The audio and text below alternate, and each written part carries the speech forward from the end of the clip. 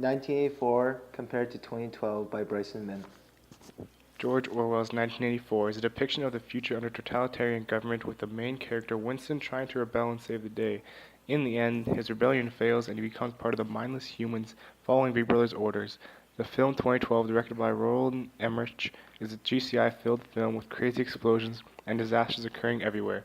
The film revolves around one average working man who attempts to rebel against the government in order to save his wife and kids from the end of the world by sneaking them onto the Ark, which is basically a giant ship that is meant to save approximately 4,000 people. He makes his way through the disasters and gets his family on one of the ships and continues on with his average life in the new world. Both pieces of fiction compare in symbolic ways, such as predictions from both works of fiction, both having a supreme class and lower class, both having very secret high class information, the governments being corrupted, and the coming of new worlds. Both are predictions/warnings. 1984 was a warning by George Orwell to the people that if we don't stop the totalitarian government rule society, this is what will happen. Orwell's novel shows how humans can break people down and rebuild them how they want them to act. In 2012, they destroy most of society by only allowing some in on the secret and on the ships. This shows how the rich and powerful will survive and the weak will fall. In 1984, the party only has some people that knows the secrets behind the government. In 2012, the Mayans predicted that the world would end on December 21st, 2012. They predicted this because that's when the Mayan calendar ends.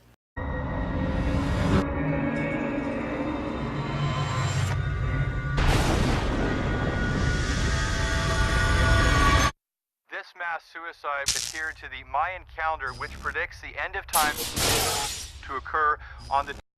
Both are written in future tense. 1984 was written in 1944. 2012 was directed and filmed in 2009. Both have a supreme class and lower class. The majority of the population is in the lower class. 1984 has three classes in the novel. Those in the inner party, outer party, and the proles.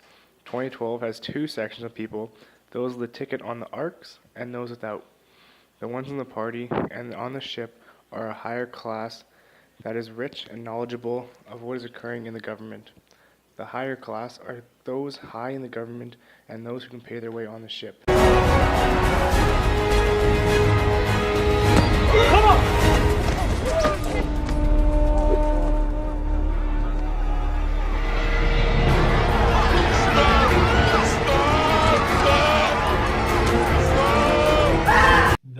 The mutant form of an economic system that encourages widespread exploitation to benefit a small number of already very wealthy people is seen in both works of fiction, such as special privileges for the inner party like food and the ability to turn off their telescreens.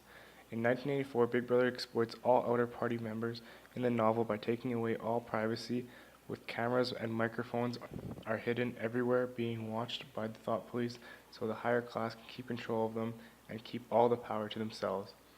Also, they are forced into attending pep rallies, morning workouts, and other government-planned events.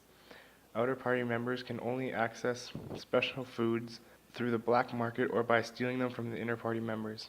Citizens in 2012 are forced out of their homes and not told why, keeping them from knowing the destruction of the world.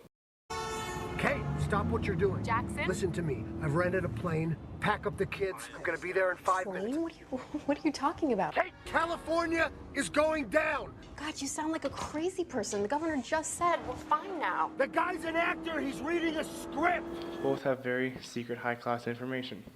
2012 exploits the unknowledgeable poor lower class by keeping them in the dark about the end of the world, then not allowing everyone on the ships until the final moments of the wave coming.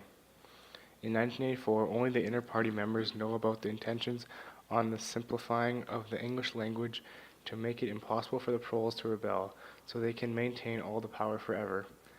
Who controls the past controls the future. Who controls the present controls the past. This quotation explains how the party is attempting to control the present by changing the history and rewriting it. In 2012, information such as where the arcs are, how many people they can hold, who is allowed on them, and the end of the world is held from people. Anyone trying to expose this knowledge to lower class is killed by freak accidents. Much like in 1984, Big Brother has thought police watching everyone to catch people like Winston who are trying to rebel and send them to labor camps and torture rooms, such as Room 101. Government corrupted. In both works of fiction, the government or political party is corrupted. In 2012, Carl Anheuser is the White House Chief of Staff and later becomes the President of the United States after the real president died in an earthquake. He tries to keep the 2012 disaster as a secret from the world in order to prevent a massive panic, and believes that only the most powerful, important, and richest people should board the ships that saved humankind. Save the human race, we have an obligation to stick to this plan, which every nation on this flotilla has signed up for. They're in God's hands now. In 1984, the government wants full control over everything in society, just so they can have all the power to themselves. People are blind to the idea because they don't truly understand the government's intentions. The party seeks power entirely for its own sake. We are not interested in the good of others, we are interested solely in power. Not wealth or luxury or long life or happiness, only power, pure power. Quote by O'Brien. This quote clearly shows that the government is only interested in power to have control of all of society. Due to the misconduct of both governments in the works of fictions, this leads to the destruction of societies and no one is able to stop it. In 2012, the world is falling apart from natural disasters and nothing can stop it. In 1984, the society is being destroyed by taking away the personalities and lives of the proles. Both will destroy the current and create a new future. Utopia. In 1984, the main idea behind everything that happens is all for a dystopia. This means that the government is improving upon the dystopia. The government wants to erase all of history, including vocabulary, due to the fact that the government doesn't want anyone to rebel against them with language. By doing this, they are maintaining their dystopia. Quote from Brian.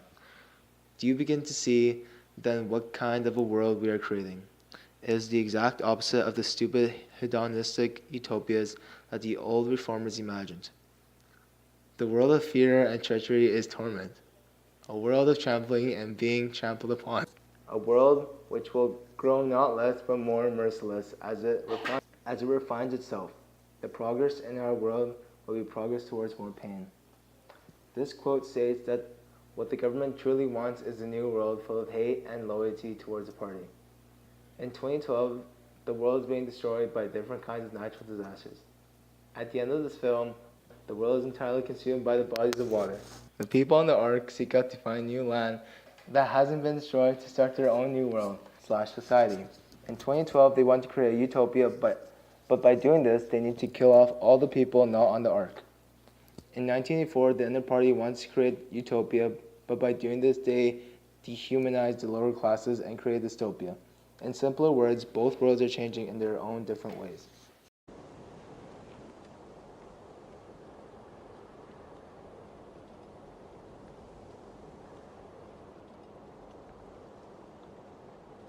Both works of fiction have different outcomes of the rebellions, but the build-up and the symbolism of human nature and power compare very well. The 5 points we mentioned show how both the prediction of 2012 and the warnings of Orwell's 1984 connect. Even though 1984 is almost 3 decades before 2012, we can see similarities between the two that criticize human actions. All in all, the connections are evident.